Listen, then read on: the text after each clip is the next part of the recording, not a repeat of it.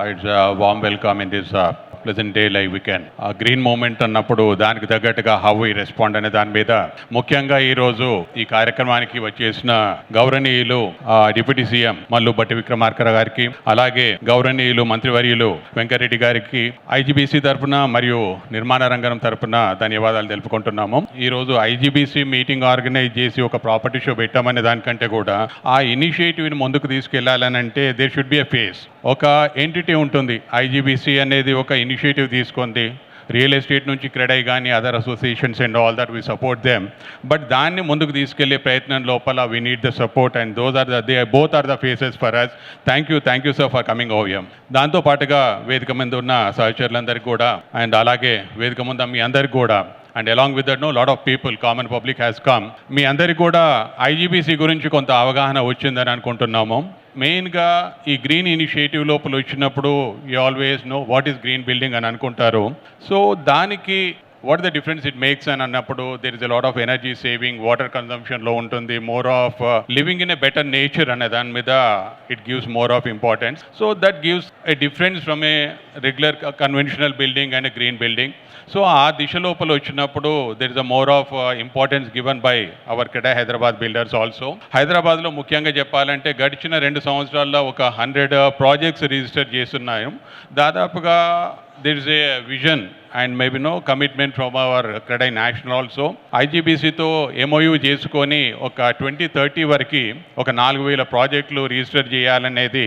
అంటే ఈ ఇనిషియేటివ్ని what the way we can support, అంటే మనం చెప్పడమే కాదు చేతులలో చూపెట్టాలనే దాని మీద that way we supported and we made agreement. ఆ ఎంఓయూ లోపల then so far across the country ఆల్మోస్ట్గా 800 ప్రాజెక్ట్స్ వరకు కూడా అయి ఉన్నాయి. We are focusing like maybe no coming 2 years లోపల ఒక 1000 ప్రాజెక్ట్స్ ఇంకా కూడా చేయాలనే దాని మీద ఉన్నాం. But we from Hyderabad we are in the forefront we can సే.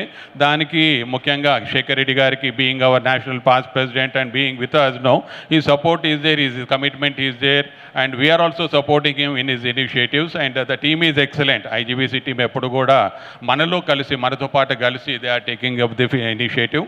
ఇది ఈ రకంగా వెళ్ళినప్పుడు మనమందరం కూడా నేచర్లో అయినా మీరందరూ చూస్తున్నారు 2-3 రోజులలో ఎండలు బాగున్నాయి, సడన్గా వర్షాలు వచ్చున్నాయి. మరి అటువంటప్పుడు what the difference it is making to the environment అనే దాని మీద యాజ్ ఎ కామన్ మ్యాన్ ప్రతి ఒక్కరు కూడా ఆలోచించాల్సింది what the way we can contribute back to the nature అనే దాని మీద చూసినప్పుడు ఎవ్రీ వన్ ఈ గ్రీన్ బిల్డింగ్స్ అనే దాని మీద అవగాహన తీసుకురండి. ఐజీబీసీ ఎప్పుడు కూడా మేము కన్స్ట్రక్షన్లో చేసేటప్పుడు వాళ్ళ గైడెన్స్ తోటే కన్స్ట్రక్షన్ చేస్తుంటాము. ఒక ఇండిపెండెంట్ హౌస్ కట్టుకునే వాళ్ళకు కూడా అందుబాటులో ఉండేటట్టుగా అవకాశాలు ఉన్నాయి. కాబట్టి there is a lot of products are available. మనకి తెలియదు ఒక ఇండిపెండెంట్ కట్టుకోవడానికి ఇవన్నీ మనకు అవకాశాలు ఉంటాయని అనుకుంటారు. కాబట్టి ఒక మోర్ దెన్ 7,000 to 8,000 ప్రోడక్ట్స్ ఉన్నాయి. అవి యూజ్ చేసినప్పుడు మనకు సర్టిఫికేషన్ పాయింట్ ఆఫ్ వ్యూ లోపల చాలా అడ్వాంటేజ్ ఉంటుంది. అంటే you will be living in the nature. ఇక్కడ ఒక ప్రాజెక్ట్ చూస్తుంటారు ఆర్గానో అని చెప్పేసి, వాళ్ళు కూడా this is a different concept. I'm not promoting them, but end of the day కొత్త యూనిక్ కాన్సెప్ట్స్ ఉన్నప్పుడు వీ హ్యావ్ టు ఎంకరేజ్ అనమాట. ఇవన్నిటికీ ఈ ఐజీబీసీ తీసుకున్న ఈ పర్టికులర్ ఇనిషియేటివ్ని మనం we have to thank them. And media కూడా ఈరోజు వచ్చున్నారు.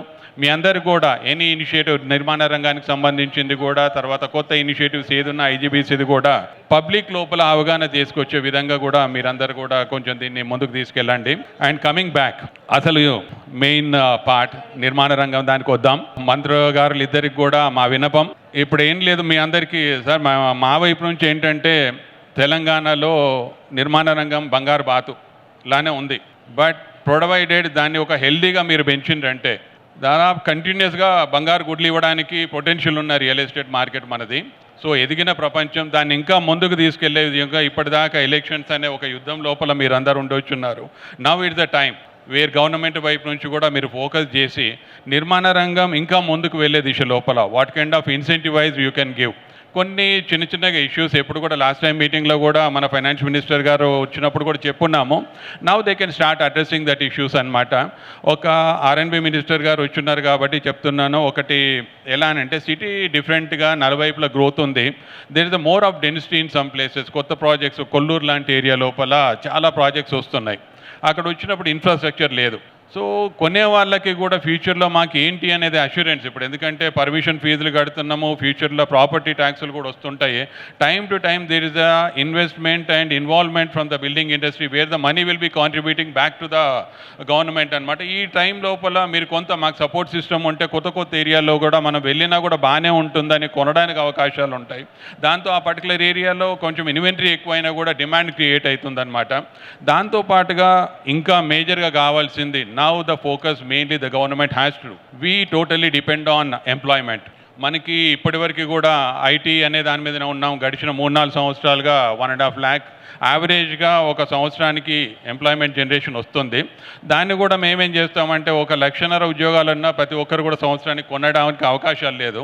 దాంట్లో ఒక 30% కన్సిడరేషన్ చేసుకున్నా కూడా ఒక 50,000 లోపల స్టిల్ ఇంకా దాంట్లో తీసేసిన ఒక 20-30 వేల మంది కొన్నా కూడా మాకు పొటెన్షియల్ అనమాట. బట్ స్టిల్ ఎదిగే రాష్ట్రం లోపల తెలంగాణలో మన దిశ అంతా మారింది గడిచిన 5-6 సంవత్సరాలు, 10-20 ఏళ్ళ నుంచి చెప్పొచ్చు. మనకి ఏమవుతుందని అంటే now we are totally depended on more of employment, not only IT sector. Manufacturing దాని గురించి కూడా గవర్నమెంట్ కొంచెం ఆలోచన చేయాల్సిన అవసరం ఉంది సార్. ఇది మేజర్గా ఒకటి మన స్టేట్ ఎదుగుదలలో వచ్చేసరికి employment is more important for the rural youth also. వాళ్ళకి ఏ రకంగా అవకాశాలు క్రియేట్ చేయొచ్చు, సో దాని గురించి కూడా చూడండి. మ్యానుఫ్యాక్చరింగ్ కంపెనీస్ ఇప్పటివరకు ఒక 3 లక్షల కోట్లు ఇన్వెస్ట్మెంట్ చేసినాయి అని అన్నప్పుడు వాళ్ళని ఆన్ గ్రౌండ్ తీసుకొచ్చి when they start the projects, మనకి ఫ్యూచర్లో 2-3 సంవత్సరాలు ఎంప్లాయ్మెంట్ వచ్చినా కూడా మనకి రాష్ట్రానికి బాగుంటుంది, నిరుద్యోగ యువతకు ఉపాధి ఇచ్చిన వాళ్ళం అవుతాం, మాకు ఇండస్ట్రీకి కూడా ఒక రకమైన రిక్వైర్మెంట్ ఫుల్ఫిల్ చేసుకోవడానికి we'll depend on that market also. అయితే ఆ సెగ్మెంట్ని ఒకటి చేసిన తర్వాత చాలా బాగుంటుంది సార్. ఇంకోటి కూడా మా క్రెడై నుంచి ఐజీబీసీ దాంట్లో అందరికి కూడా, ఎందుకనంటే మాటలు చెప్పేవాళ్ళు కాదు, చేతలలో కూడా చేపించే వాళ్ళు ఉంటేనే దానికి కొంచెం నమ్మకం అనేది ఉంటుంది. కాబట్టి మా క్రెడై హైదరాబాద్ ఆఫీస్ని కూడా we took a platinum certification అనమాట రీసెంట్గా 2-3 months నుంచి.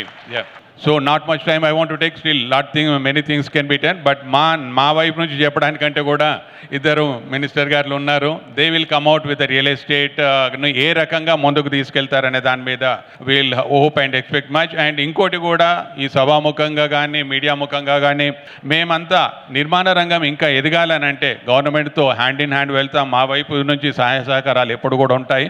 Thank you very much sir. Thank you.